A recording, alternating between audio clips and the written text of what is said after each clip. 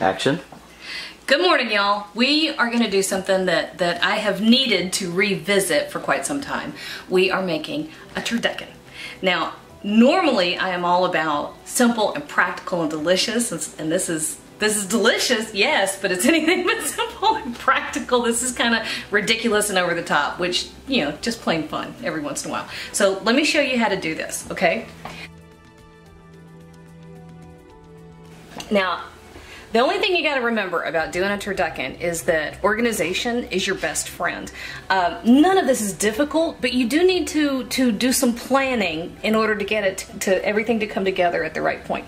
Now, I have shot videos on how to make the cornbread stuffing that we're going to use, and how to debone the turkey the correct way, and how to debone the duck and the chicken, and I've done all of those things over the previous 36 hours or so. Yesterday, I deboned the turkey and brined it, right? Have not brined our chicken or duck, and that's okay, because they're going to be on the middle and inside, and they're going to kind of be basted all the way through as this thing roasts. All right, number two that you've got to remember is kind of messy, and you're going to need a second pair of hands. That's just the way there is, or that's just all there is to it. Hang on, go away, kitty. I have a cat who, out of the blue, for some reason, 2 days ago, decided he wanted to be in the middle of everything I'm doing. Sorry about that. Okay, so I do have my extra set of hands lined up. I have all of my ingredients together. I have my oven preheated to 350 degrees. I have my butcher's twine. And on top of that, about 45 minutes ago, I took all of our ingredients out of the fridge and took it off the ice so it could start coming to room temperature.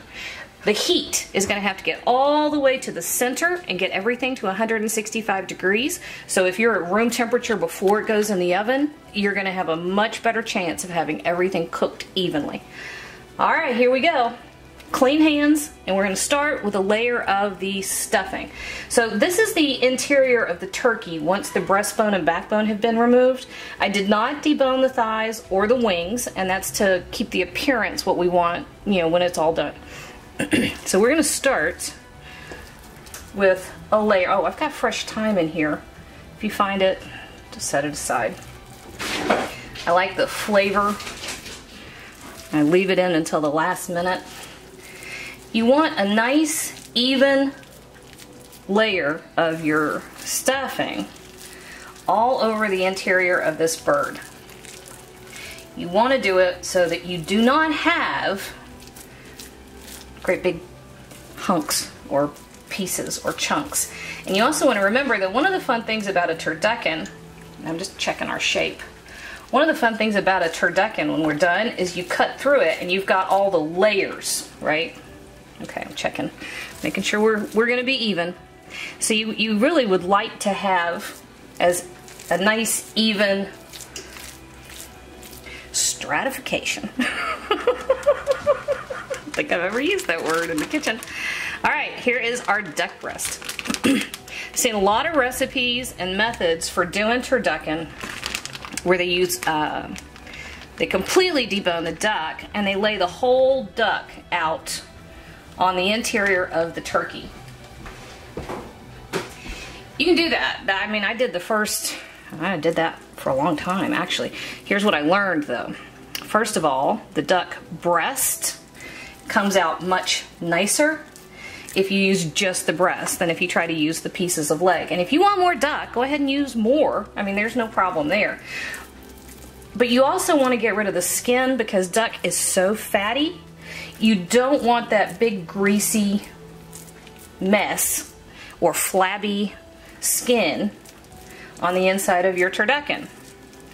So I just go ahead and get rid of it. I stuck mine in the freezer. I'm going to render it and do something luscious with crispy duck fat, which is, you know, that's the fun thing about duck.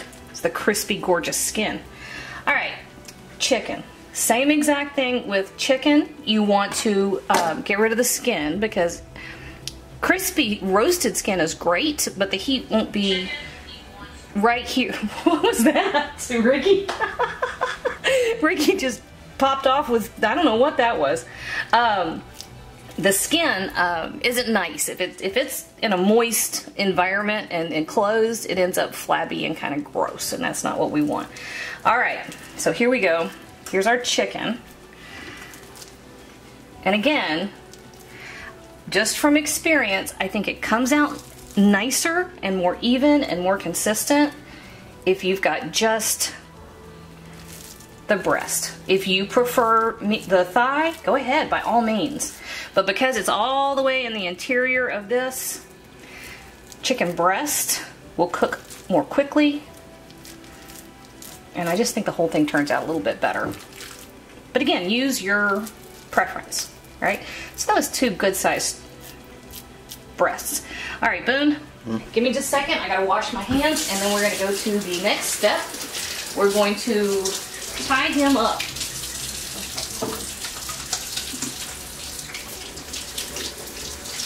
All right, Ricky, this is where I'm gonna need your help for a minute. Okay. So we're gonna take the kitchen string, butcher's twine, and be generous with it. Don't be stingy with your twine. You won't be happy with the results. Alright. Sorry, I'm coming. Ricky's moving in slow motion this morning. Are you filming? We are filming. So the first thing you want to do is get a couple of good lengths of the kitchen twine. And we're going to come under, you're going to need several of these. I'm starting with 2, you're going to need more than that. So we're coming under in at least 2 places. I might go ahead and do a 3rd one. And come all the way under the legs.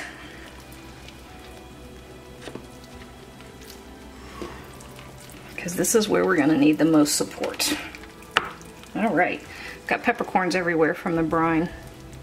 Just throw those off. All right. We're going to come everything together just like this, right? Ricky, I need you to please, let's get it down there where it's supposed to be. I need you to tie him up, please. So the string, start with this top one up here. And you really want to enclose the stuffing nice and tight as much as possible. And of course, one of the tricks to this is not breaking the skin on the outside, because you want to get a pretty roasted skin. All right, do the second one, and then we're going to have to tighten him up, bud. You didn't truss him up enough.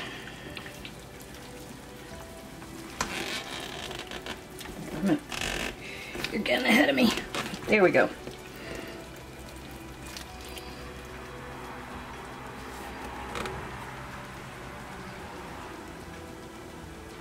Ricky ties pretty little bows. All right, one of the things we're gonna have to do, and we're gonna have to get a little more string around here because we need this up like that. All right, guys. So I'll tell you what we're gonna do is we're gonna get a little more of our kitchen twine out. I've got to wash my hands because I don't want to contaminate my twine. We're gonna tie it just a little bit tighter. You don't have to watch. Action. Okay, we tied him up a little bit more to get the stuffing more covered. The next step is to get it into the resting pan, right? And so again, I got Ricky that's going to help me. We're just going to manhandle this, and as we're going to pick him up and turn him over into here. And then we're going to work on making sure that the skin turns out nice and gorgeous and crispy. All right, Ricky, you ready? Okay, I've got this part. Can you get him up here? That'd be better if you got him up there, I think. Okay. Because I'm at an angle. All right. Right. Oh, there we go. Wait a minute. Here we go. All right, one thing I have to say is when you're doing this, we're going to have to work on those wings a minute too. If you're doing this, you're going to make a mess. It is a large, messy process. So work carefully and clean up as you go. I just have to throw that out there. Okay, so let's get these wings tucked under here so they're a little tighter in. All right, next step. Now we brined this bird, so the flavor all the way through should already be there. But we also want to make sure that it looks nice. And remember, everything through here is completely boneless. So when we go to carve it, you don't carve a turducken the way you do a regular turkey. All right, Ricky, if you've got clean hands, can you grab that bottle of olive oil for me? Let me get this messy cutting board out of the way, buddy. All right, and I want you to pour just a little bit of the olive oil into my hands, please.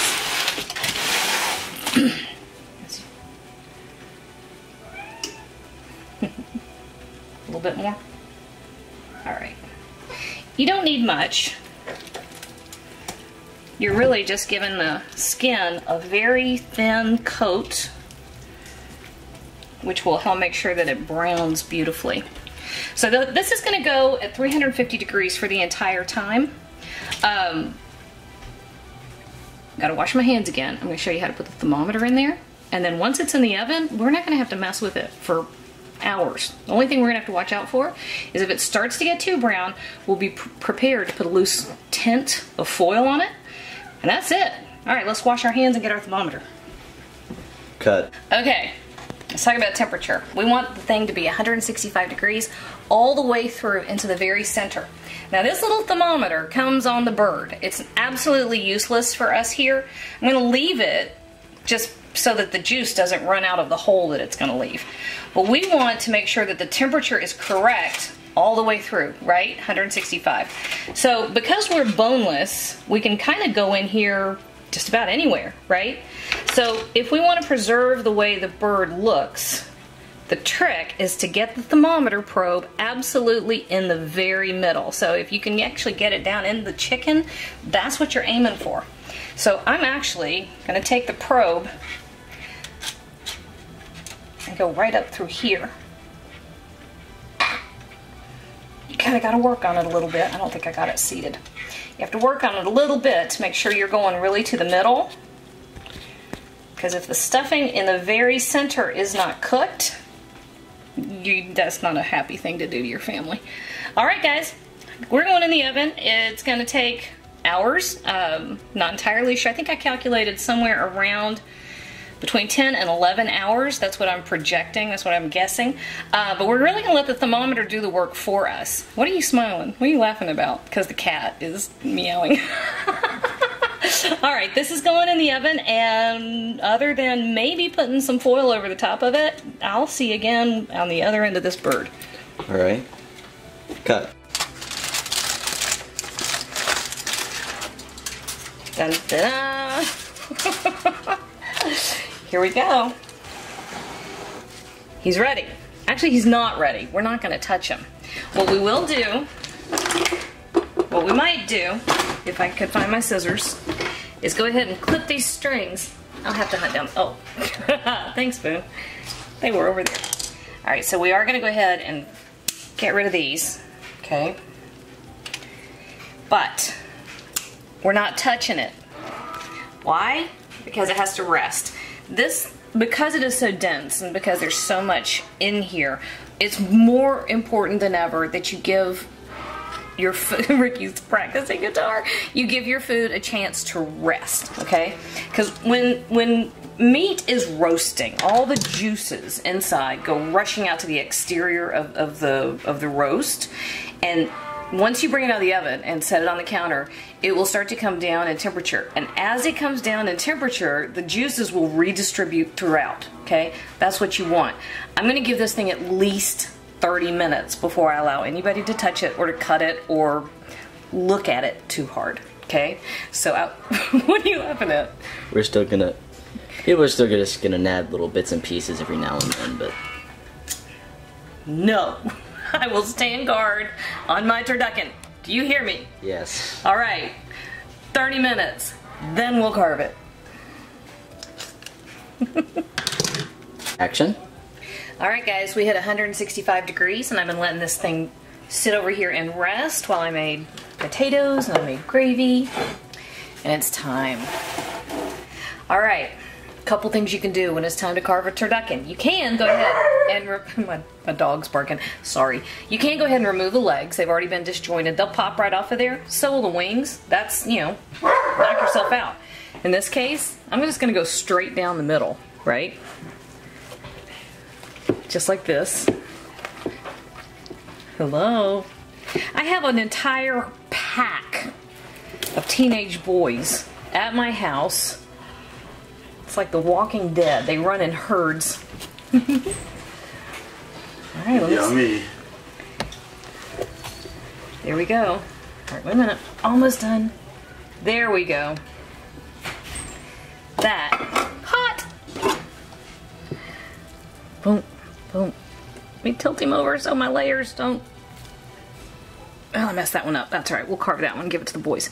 Anyway, that is hotter than fire, but you can see the layers, right? Here's the turkey and our dressing and our duck and our chicken and more dressing. That, y'all, is a labor of love, but holy crap, it's worth it. Oh, man. That's better than I thought it was going to be. Cut. Hey YouTube, thanks for watching, and if you thought that video was helpful, do me a huge favor. Hit like, hit subscribe, hit the little bell so you get a notification whenever I post a new video. And if you have a second, hop on over to Patreon and check out how to support my channel even more. Again, thanks for watching.